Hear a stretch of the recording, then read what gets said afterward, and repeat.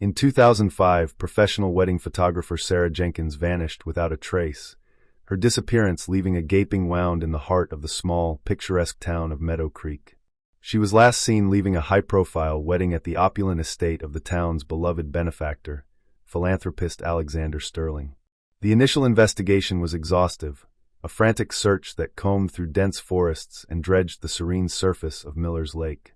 Detectives found her car parked neatly at a scenic overlook, her purse and keys tucked inside, but of Sarah there was nothing. The prevailing theory, a bleak narrative whispered in hushed tones at the local diner, was that she had succumbed to the pressures of a recent, messy divorce and had chosen to disappear, to start a new life away from the painful memories etched into the very fabric of Meadow Creek. The investigation eventually went cold, her case file relegated to a dusty shelf in the archives, another ghost to haunt the town's collective memory. But 15 years later, a chance discovery would shatter the fragile peace and reveal a truth far more sinister than anyone could have ever imagined. A young, adventurous hiker named Ben, exploring a rarely traversed section of the state park bordering the Sterling estate, saw a glint of metal half buried in the silt of a dried-up creek bed. He dug it out, his curiosity piqued.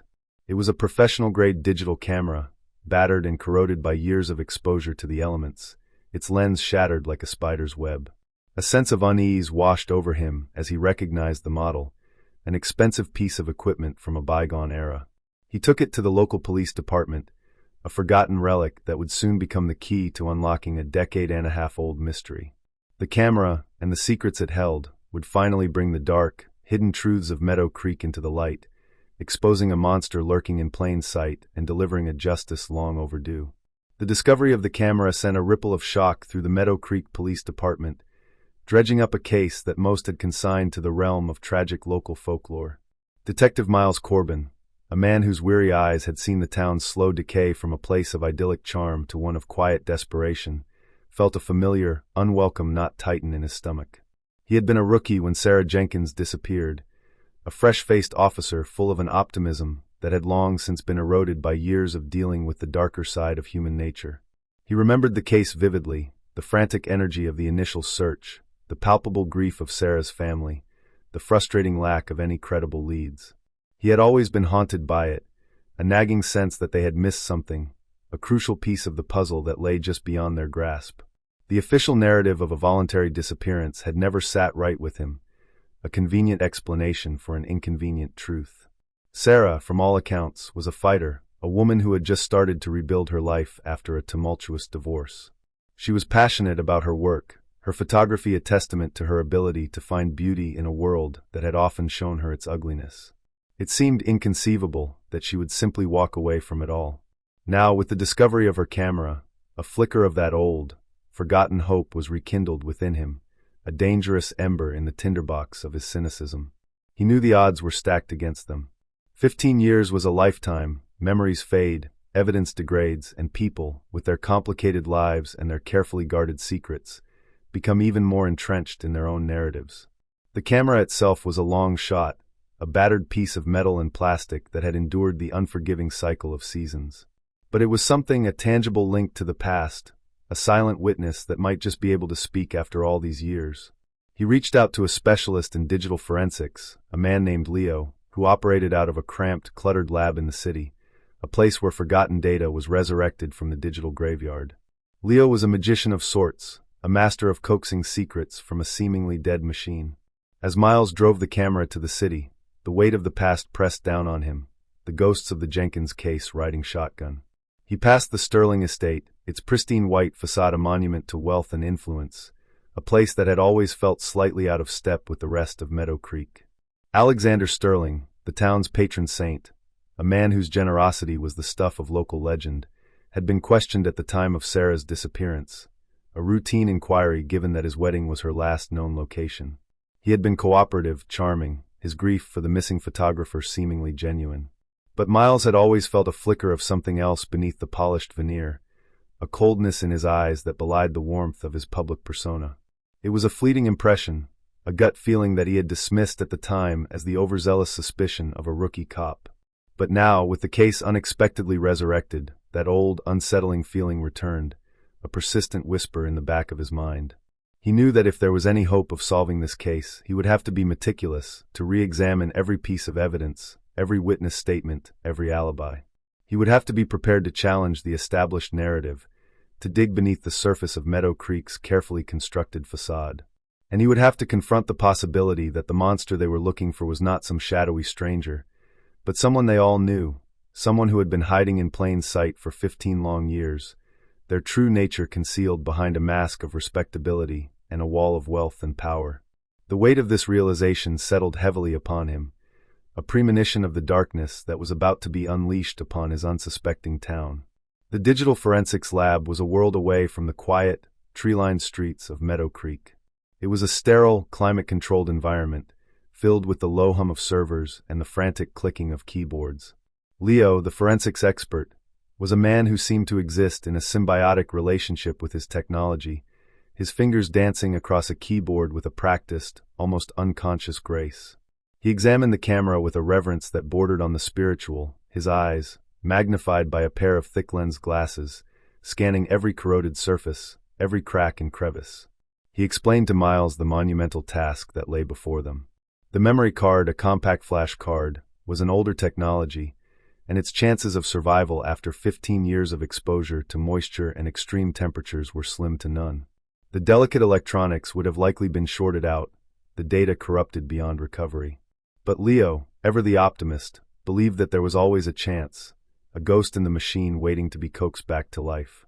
He would have to meticulously disassemble the camera, carefully extract the memory card, and then use a series of specialized tools and software to try and access the raw data. It was a painstaking process, a digital archaeology that could take days, even weeks, with no guarantee of success. As Miles left the lab and drove back to Meadow Creek, he was filled with a sense of both hope and trepidation. The fate of the investigation now rested on the fragile shoulders of a piece of technology. That was, by all accounts, a relic. He knew that he couldn't just sit and wait. He had to start reinvestigating, to start pulling at the loose threads of the original case file. He spent the next few days poring over the old documents, the faded ink and the grainy photographs a stark reminder of the passage of time. He reread the witness statements, the interviews with Sarah's family and friends, the transcripts of the interrogations. He was struck by the inconsistencies, the subtle contradictions that had been overlooked in the initial investigation. Sarah's ex-husband, a man who had been painted as a volatile and abusive figure, had a surprisingly solid alibi. He had been out of the state on a business trip, a fact that had been verified at the time. Sarah's best friend, a woman named Jessica, had mentioned that Sarah had been acting strangely in the weeks leading up to her disappearance, that she had seemed on edge, almost fearful. But when pressed for details, Jessica had been vague, her answers evasive. Miles decided to pay her a visit. Jessica was now a successful real estate agent, her life a world away from the carefree days of her youth. When Miles brought up Sarah's disappearance, a shadow passed over her face, a flicker of a long-buried pain. She was hesitant to talk at first, the old wounds still raw. But Miles, with his quiet, persistent demeanor, managed to break through her carefully constructed walls. She confessed that Sarah had been having an affair, a secret that she had kept hidden from everyone, even her closest friends. The man she was seeing was powerful, influential, and married. Sarah had been terrified of him, of what he would do if their affair ever came to light. She had been trying to end it, but he was possessive, controlling, and had refused to let her go. Jessica didn't know his name, only that he was a prominent figure in Meadow Creek, a man that everyone respected. The revelation sent a chill down Miles's spine. It was a motive, a powerful one, and it fit with his growing suspicion that Sarah's disappearance was not a random act of violence, but a calculated and deliberate murder. As he drove away from Jessica's house, his mind raced, the pieces of the puzzle starting to come together. He had a new direction, a new focus for his investigation. He was no longer just looking for a missing person, he was hunting a killer, a man who had gotten away with murder for 15 years. And he had a sinking feeling that he knew exactly who that man was. The next step in Miles's investigation was a delicate one, a high-stakes chess match that he had to play with utmost care. He couldn't just march up to Alexander Sterling's mansion and accuse him of murder. He had no concrete evidence, only a gut feeling and a 15-year-old secret.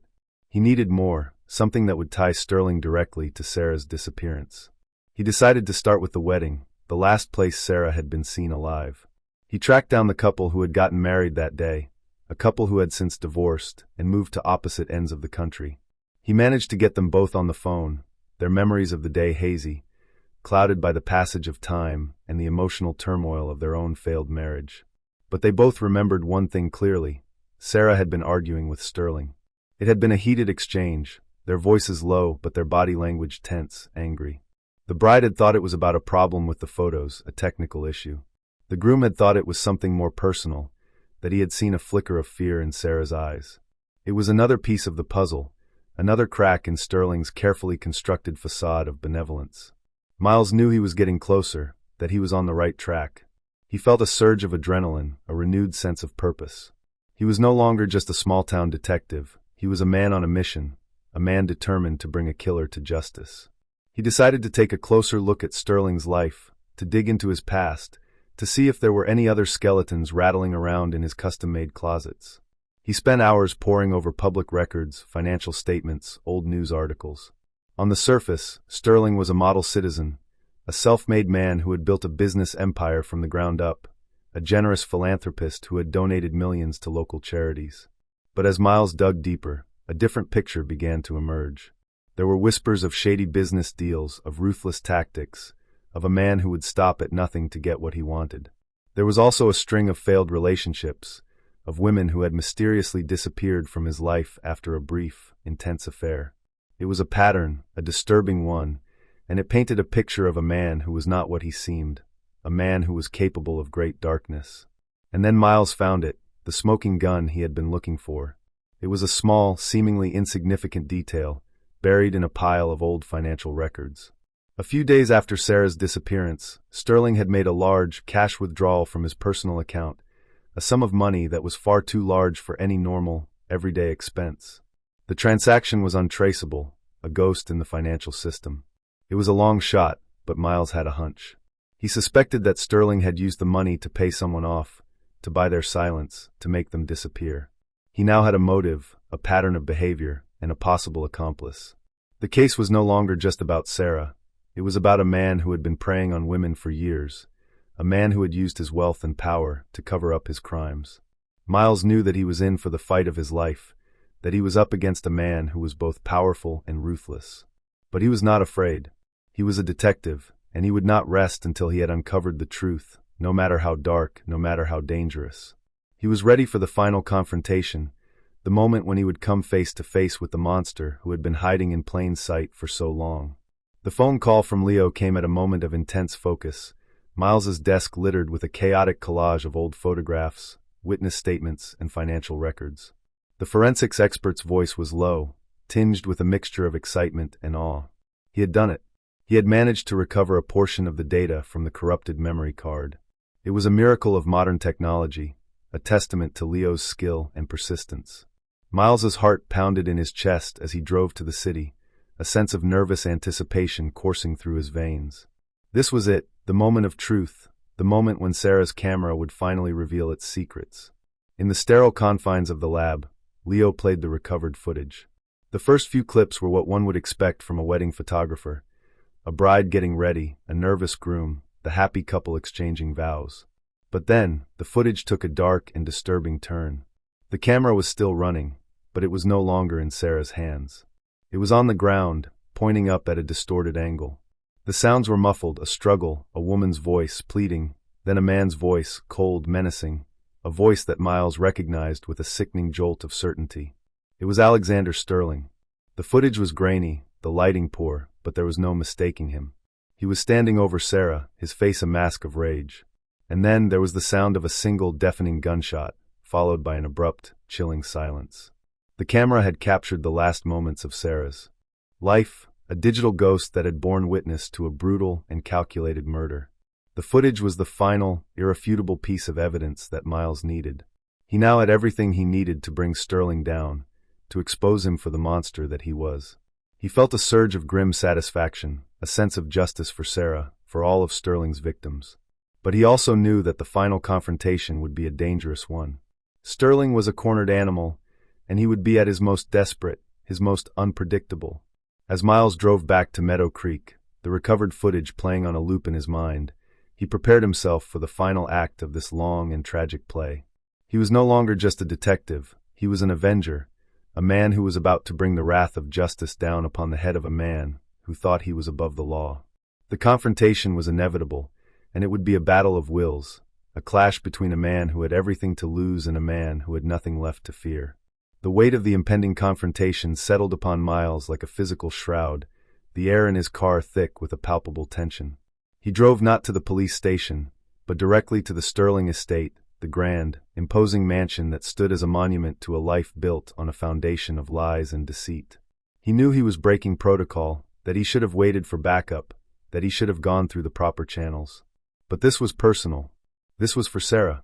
He parked his car at the foot of the long, winding driveway and walked towards the house, his hand resting on the butt of his holstered gun. The front door was unlocked, as if Sterling had been expecting him. He found him in his study, a cavernous room lined with leather-bound books and expensive art. Sterling was sitting behind a large, ornate desk, a glass of whiskey in his hand. He looked up as Miles entered, a faint, almost imperceptible smile playing on his lips. There was no surprise in his eyes, no fear, only a cold, calculating amusement. The confession, when it came, was not a product of guilt or remorse, but of a chilling, narcissistic pride.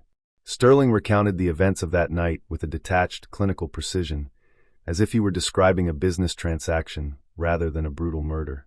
Sarah had threatened to expose their affair, to ruin his carefully crafted public image. He couldn't allow that to happen. So he had silenced her, his actions, in his twisted mind, a necessary, almost logical, solution to a problem. He spoke of his other victims, the women he had discarded like broken toys, their lives a mere footnote in his grand, self-serving narrative. He showed no remorse, no flicker of human emotion, only a chilling, sociopathic detachment. As he spoke, Miles felt a wave of nausea wash over him, a profound sense of revulsion for the man who sat before him. This was not a man, but a monster, a predator who had hidden in plain sight, his true nature concealed behind a mask of wealth and respectability. And then, in a sudden, desperate act of self-preservation, Sterling lunged for a gun hidden in his desk drawer. But Miles was ready. He had been expecting it. The two men wrestled for control of the weapon, a frantic, desperate struggle in the heart of the opulent study. A shot rang out, the sound echoing through the silent mansion. For a moment, time seemed to stand still. And then, Sterling slumped to the floor, a single crimson flower blooming on his crisp white shirt. It was over. The monster was dead. The long, dark night of Meadow Creek was finally at an end. As Miles stood over Sterling's body, the smell of gunpowder thick in the air, he felt not a sense of triumph, but of a profound and soul-crushing weariness. He had brought a killer to justice, but it had come at a terrible cost. The scars of this case, of this town, would never truly fade.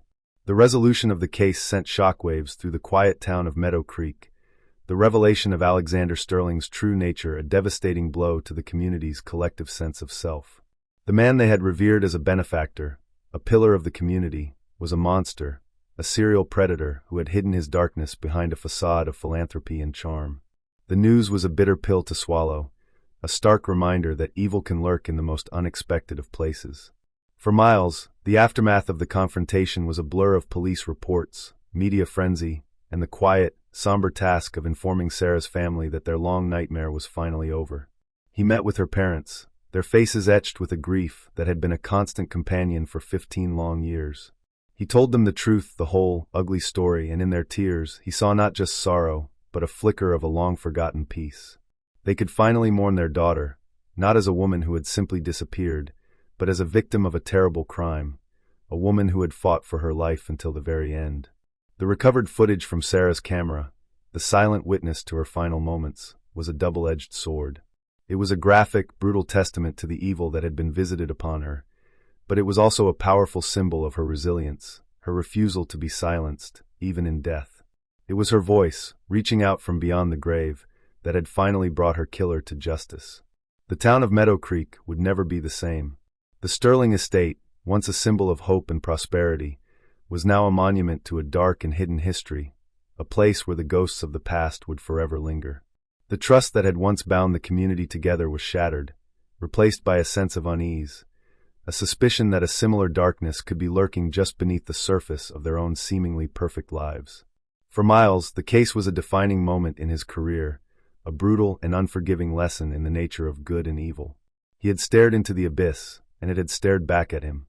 He had brought a monster to justice, but he knew that the fight was far from over, that there were other monsters out there, hiding in plain sight, waiting for their chance to prey on the innocent.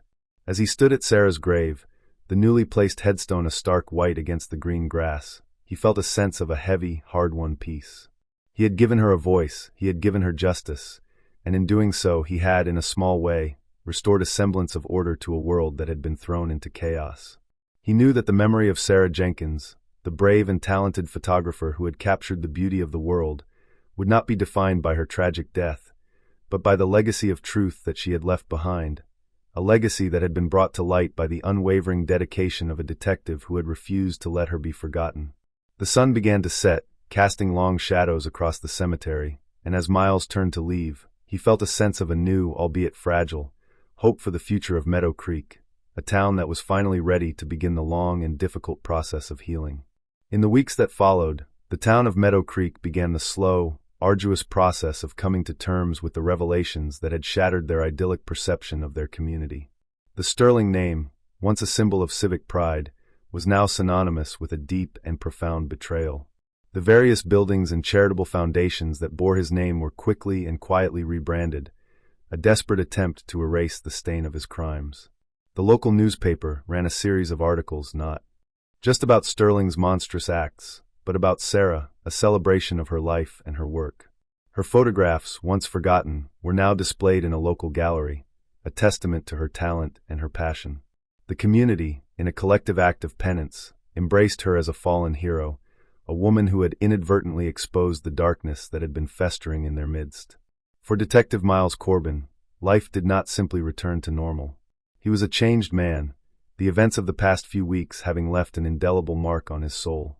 He was more jaded, more cynical, yet also more determined than ever to protect the innocent.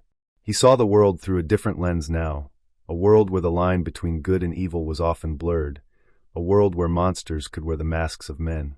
He received a commendation for his work on the Jenkins case, a small, brass plaque that felt hollow and insignificant in the face of the lives that had been destroyed. He knew that true justice was not something that could be measured in awards or accolades, but in the quiet, often thankless, work of seeking the truth. He found a small measure of solace in his continued correspondence with Sarah's family. They had formed a bond, a shared connection forged in the crucible of grief and loss. They would often talk on the phone, their conversations a mixture of shared memories and a quiet, unspoken understanding of the pain that they had all endured. They were a constant reminder of why he did what he did, a reminder of the human cost of crime. The Sterling estate, a place that had once been a symbol of power and influence, was sold at auction, its opulent contents scattered to the four winds. The new owners, a family from out of state, were blissfully unaware of the dark history that was steeped into the very foundations of their new home. But for the residents of Meadow Creek, the mansion would forever be a haunted place, a place where the ghosts of the past would forever roam the long, empty hallways. And so life in Meadow Creek went on, as it always does. The seasons changed, the years passed, and the memory of Alexander Sterling, the monster who had hidden in plain sight, began to fade, replaced by the enduring legacy of his victims. And for Detective Miles Corbin, the man who had brought him to justice, the fight continued, a lonely and often thankless battle against the darkness that lurks just beneath the surface of our seemingly ordinary lives. He was a guardian, a protector, a man who would forever be haunted by the ghosts of the past, but who would never stop fighting for a better, safer future. The final lingering image of the saga was not one of violence or of grief, but of a quiet, poignant beauty. It was a photograph, one of Sarah's, that her parents had given to Miles as a gift. It was a simple black and white image of a lone tree, its branches reaching up towards the sky, a symbol of resilience, of hope, of a life that had been cut short, but whose spirit would forever endure. It was a reminder that even in the darkest of nights, there is always the promise of a new dawn. And for Miles, that was enough. It had to be. In the quiet aftermath, as the media storm subsided and the town of Meadow Creek began to knit itself back together, Miles found himself drawn to the places that had been central to the investigation, a subconscious need to retrace the steps that had led him from a dusty cold case file to a violent, bloody confrontation. He stood at the scenic overlook where Sarah's car had been found, the vast, indifferent landscape stretching out before him. He tried to imagine her final moments, the fear, the confusion, the desperate struggle for survival. But all he could see was the beauty of the place, a beauty that was now tainted by the memory of the ugliness that had transpired there. He visited the dried-up creek bed where Ben, the young hiker, had found the camera. The glint of metal that had started it all was now gone, replaced by the mundane reality of rocks and dirt. But for Miles, the place was now imbued with a sense of a profound and almost mystical significance. It was a place where the past had reached out to the present, a place where a forgotten secret had been brought to light. He even found himself driving by the Sterling estate, the grand, imposing mansion that now stood as a silent monument to a fallen empire. He could almost feel the weight of the secrets that were trapped within its walls, the echoes of the lives that had been destroyed there. It was a place of ghosts, a place that would forever be a reminder of the darkness that can lurk behind a mask of wealth and privilege. But it was his visit to the local gallery, where Sarah's photographs were now on display, that had the most profound impact on him. He walked through the exhibit, his eyes drawn to the images that she had captured, the moments of joy, of love, of quiet contemplation. He saw the world through her eyes, a world that was filled with a beauty and a wonder that he had long since forgotten. And in that moment, he understood that Sarah's legacy was not one of a victim, but of an artist, a woman who had a gift for seeing the light in a world that was often filled with darkness. Her photographs were a testament to the power of the human spirit, a reminder that even in the face of unimaginable evil, there is always hope, there is always beauty, there is always light. And it was this realization, this simple, profound truth, that would stay with him long after the details of the case had faded from his memory.